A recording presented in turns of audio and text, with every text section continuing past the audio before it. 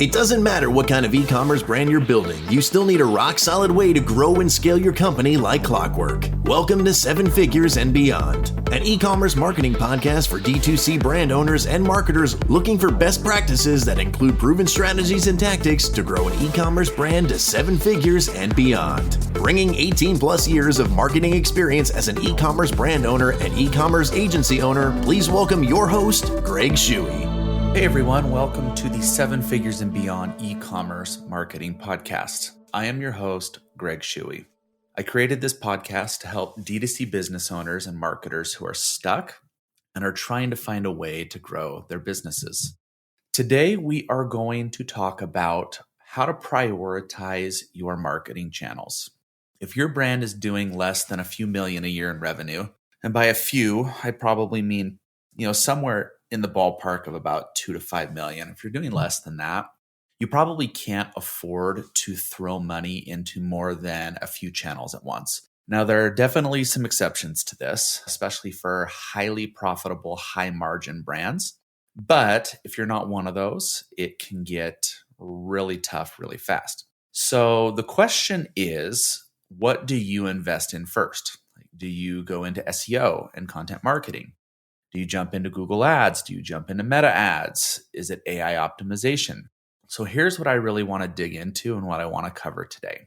I want to show you my simple but powerful way to prioritize your growth channels based on where you are at and where you want to go.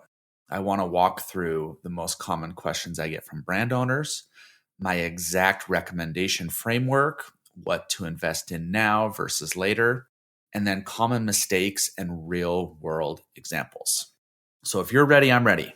Let's jump in. When talking to and pitching potential clients, which I do quite a bit every single month, the most common question that I get or pushback that I get is, we can't do everything. So what should we prioritize now and focus on first? This usually comes up because once they get through the early traction phase, meaning they've gotten to about $1 million a year in revenue, they've grinded it out typically on their own, maybe a couple of contractors, the stakes typically get higher. And believe it or not, resources get a lot tighter. They just do. You've got more cash invested in inventory, product development, maybe having a new warehouse where you're starting to ship from. Cash and resources get tighter. Most direct-to-consumer brands that are doing between 1 and 5 million a year in revenue, they typically don't have teams, marketing teams. They maybe have a part-time marketer, or maybe they have a small agency, but they don't have these teams of 5 to 10 marketers. They don't have unlimited marketing budgets. They're at this really weird stage where every dollar and every hour you invest in something matters a lot, whether that something is marketing, whether that something is operations, whether that something is customer service. It matters so much to the business. And if you put those hours and dollars somewhere foolish, into different channels or different things that you're doing for your business, it could end up hurting you. The founder or the marketing lead of these types of businesses are typically asking, if I bet wrong on where I should put these dollars, what is the opportunity cost? What might I miss that could help us generate a more positive ROI? They're also overwhelmed by all of the different options out there and what their potential outcomes might be. What about TikTok? I've heard a lot about TikTok Shop. Should I be putting my money there? What about SEO? What about Google Ads? What about LLMs? What about affiliate marketing? How about influencers? What about email, SMS, organic social, conversion rate optimization? The list can go on and on and on. There's so many different things that you can do for a business. And that is why this question is the question. Where do I need to put my resources? So at Stride, our area of genius is really dominating Google and dominating the LLMs like ChatGPT, Google Gemini, any of the AI platforms. We used to offer Meta Ads and email marketing to brand new clients. We still do it. We still have our team and we do it for our current clients. We do it really well. But Google and the LLMs is like really where we're crushing it right now. And we're putting a lot of our focus and attention on these things. Let's take some time to really break this down for you so you can have a better understanding of the channels that you should be potentially investing in, the budget, the required effort, and the ROI timeline. So you can start to be thinking through this and really mapping this out for your business. And again, these budgets are probably going to be most accurate for low seven-figure brands. Think like maybe $1 to $2 million a year up to about $5 million a year in revenue. Once you're in that sweet spot of about $5 to $10 million a year in revenue, you've got a little bit more cash. If you've done your marketing right, you are a little bit more profitable and you can invest in other marketing channels or put more money into these channels that we're going to be talking about. So let's jump in to these channels. So anytime I'm talking to a brand, typically what I recommend is that they start with Google Ads. Google Ads is typically going to be the most expensive channel because you are buying your visibility. You're feeding this engine every single day. You're paying for clicks, you're paying for eyeballs, and it gets really expensive. Someone on your team, if you have someone on your team, is typically managing this. If you've got an agency, they're managing that. They need to be managing this on a day-to-day basis. That's definitely not something that you can set it and forget it. Even though a lot of people think that, Google's building machine learning into their platform, they're building AI into their platform. It should self-manage. It doesn't. And if you allow it to do so, it's going to run away on you really fast and you're going to spend a lot of unnecessary money. So making sure you've got someone in there managing that day to day is absolutely critical. If it can't be day to day, at the very least, it should be every few days. So the effort to be able to manage this channel is relatively high. Let's talk about ROI. If done correctly, you should start to see return on your investment probably coming around weeks 2 to 3 to 4, as long as you're spending enough and as long as you're getting enough conversion data through the account to properly optimize this channel. It's also a great channel if you're looking to test and get feedback really, really, really fast about what works and what doesn't work. So you can optimize and you can scale from there. And then in terms of cost, I would say that the average brand should probably be spending about $6,000 to $10,000 a month on ads. If you're spending less than that, it can take a lot longer to get results and a lot longer to get positive ROI because you're just not getting enough data through the platform for it to learn fast enough. And then you're probably, if you've got someone in-house, you know how incredibly expensive that could be. But if you're working with an agency, you're probably spending around another $3,000 to $4,000 a month to have that agency manage it. So let's talk about SEO next. SEO from a budget standpoint can be a little tricky because it really depends on your industry. It depends on your competitors and how hardcore they are. And then it also depends on how much content you need to produce to move the needle. So SEO, I kind of lump SEO and content marketing together because content marketing, in my opinion, serves SEO and it helps you rank in the search engines. It helps you also rank in ChatGPT and show up for answers to those different prompts. And so it can sometimes be a really heavy lift. The great thing about SEO, however, is even though it's a long-term play, it has an insanely compounding effect over time. So once you start to get some traction, that grows really, really, really fast as long as you continue to do your SEO. A lot of brands, if they do SEO correctly, they can get some quick wins in the first 3 to 4 weeks. They can see some pretty good keyword growth in the first 3 to 4 weeks.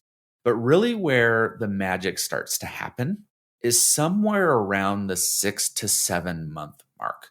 That is when you're going to start to see super fast hockey stick growth in keyword rankings, in impressions in Google Search Console, in addition to traffic as well as conversions.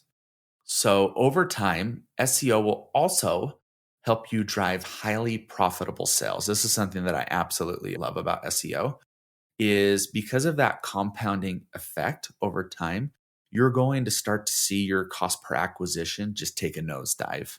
It's going to get so insanely profitable for you.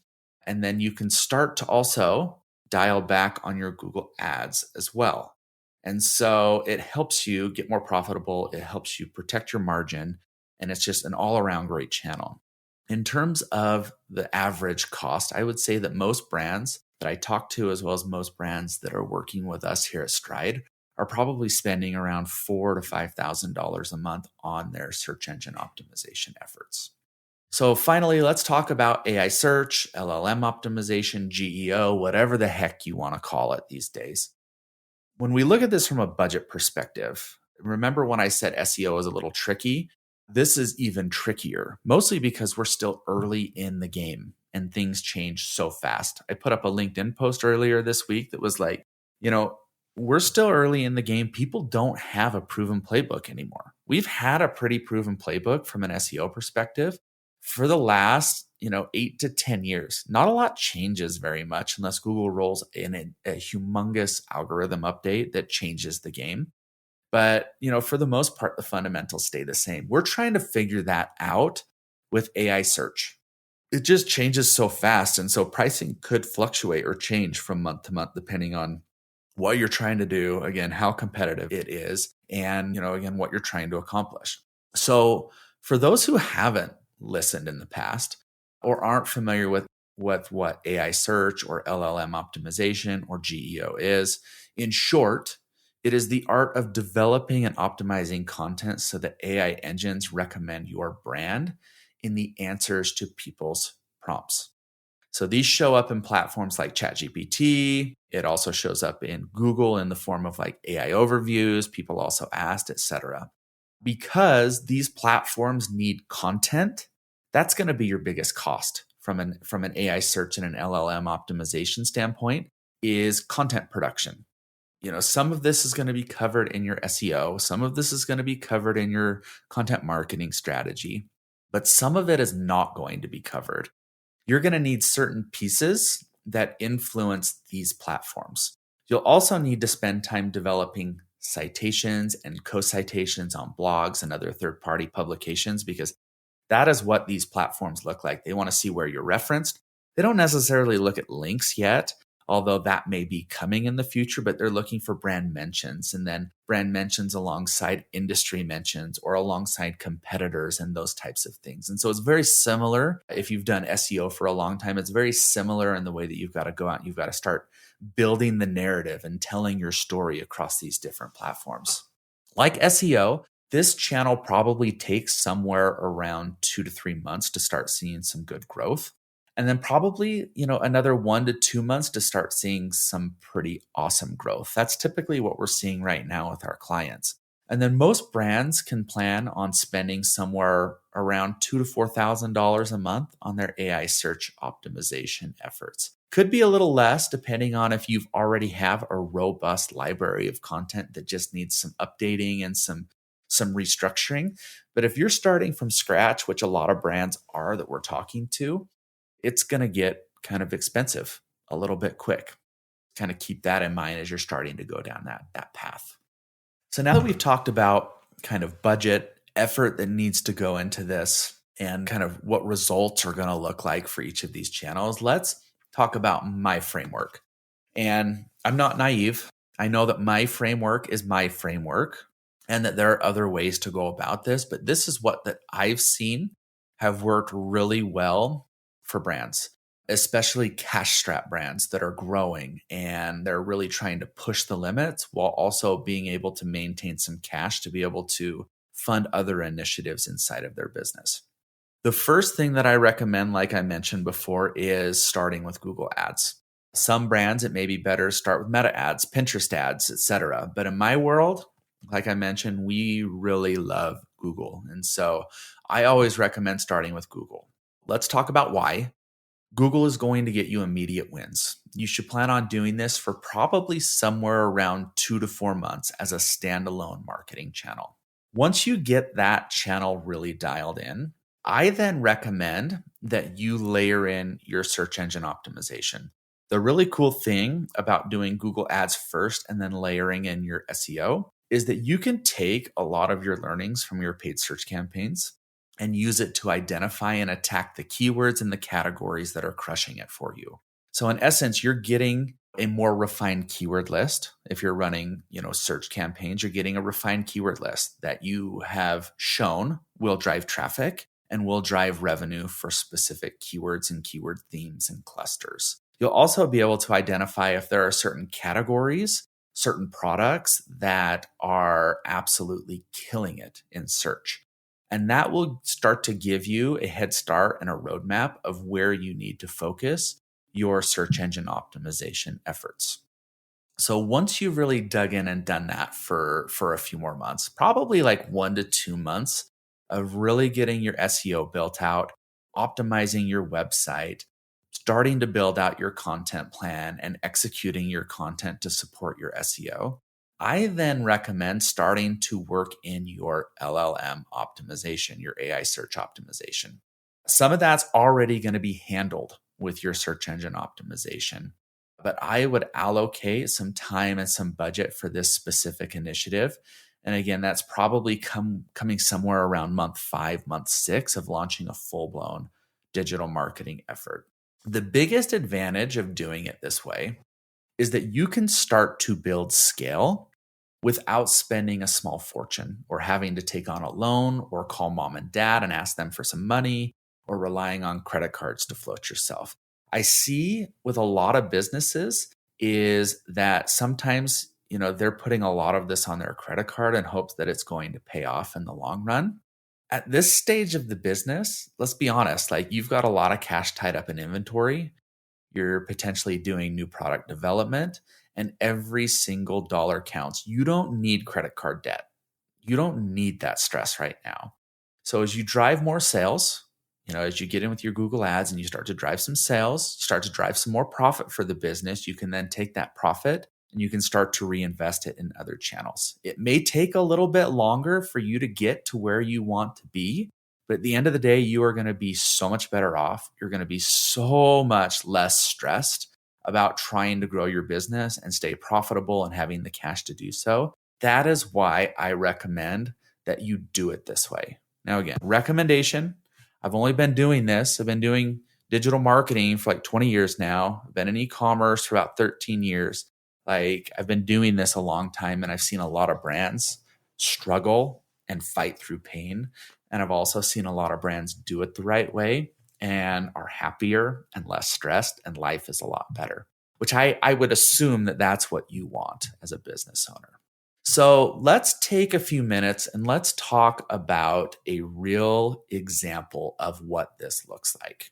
So earlier this year, I talked with a women's fashion business. They were doing about 2.5 million in revenue annually. It's kind of, our sweet spot here at Stride. They've proven the concept, they've proven the model, they've been able to go out and acquire customers. And so now it's time to like really get this dialed in. Most of their traffic and sales were coming from Meta, which surprise, surprise, fashion business, Meta, a match made in heaven. But they wanted to really start diversifying and layering in some additional, more reliable acquisition channels, which is smart, right? You can build a brand on Meta, but it gets really expensive over time, and it gets more expensive over time. I'm actually having this conversation a lot right now, especially as brands are gearing up for Black Friday. They're like, "Ooh, maybe we need some additional acquisition channels. We would like to have a lower cost per acquisition going into Black Friday, Cyber Monday," which is what a lot of companies are saying right now. So after taking some time to dig into their data, it's one of the things that we do when we talk to new potential customers and prospects is we spend some time really digging into their data. I want to make sure that what we do and what we recommend and I want to make sure that they're going to be a good fit for us, right? The last thing I want to do is take on a client and not be able to get them results. And so dig into their data. And then after we started to put together this roadmap, I like to put together like a proposed strategy. This is what this looked like. Step 1, we picked their top 3 performing categories, and we identified their highest leverage keywords that would bring in clicks and conversions out. It's the very first thing that we did. It took us getting in and looking at some SEO data. They were running just a little bit of paid search. It was mostly Meta ads, and we were able to jump in and look at some of those things. Second, we rebuilt their Google Ads account, and we launched a Google Ads campaign specifically focusing on these 3 categories. As a result, about 2 months later, 3 months later, it's like 90 days-ish, we were able to get them about a 25% lift in sales in that first 90 days. So after those first 90 days, what we did is we took those same keywords and we turned them into a highly focused search engine optimization campaign where we optimize their pages, your title tags, meta descriptions, heading tags, copy, layered in frequently asked questions, those types of things. Really revamp the product page and category page content. And then we built and executed a link building and a citation building campaign. This gave them about another 18% lift in 4 months. And then the very last month, we layered in AI search optimization. And this has just come in the last kind of 6 weeks for them. And that definitely grew their visibility. And again, this is all based on third-party tools for AI search. There's not a lot of great tools out there to be able to help us kind of analyze this, but we grew their visibility on these platforms about 23%. That 23% gave them a 5% lift in traffic and revenue. The tough part about AI search optimization and really optimizing for ChatGPT and Google AI overviews is these people are searching for answers. They may not yet be ready to make a purchase. And so even though you grow your visibility by 20, 30, 40, 50% across these platforms, they may come back in 3 or 4 months and actually make their purchase. And so from when we measured this, right, it gave them about a 5% lift in traffic and revenue. That's going to compound over time. As you build brand awareness and as you bring people back over time, that's definitely going to compound. So all in all, like we're pushing almost 50% lift across the business in about a 6-7 month period of time. Is pretty crazy, right? Pretty incredible what a real digital marketing strategy that's built with purpose, that's built with the end result of being able to actually help people scale profitably will do for a brand. So as we start to wrap things up, like let's talk about just a couple of things that I've noticed over the last few years when talking to brands about their marketing. And these things really dovetail nicely back into what we've been talking about today. So the first is that these brands, they are upset with themselves for waiting way too long to start their SEO. In my opinion, and other people have opinions that are different, is that SEO should be built into everything that you do from day one. There's no reason it shouldn't be built into everything you do. If you're doing the website optimizations, the keyword research, the title tags, the meta descriptions, the copy, the FAQs on your landing pages, that should all be done as you're launching products and as you're building out your initial website, right?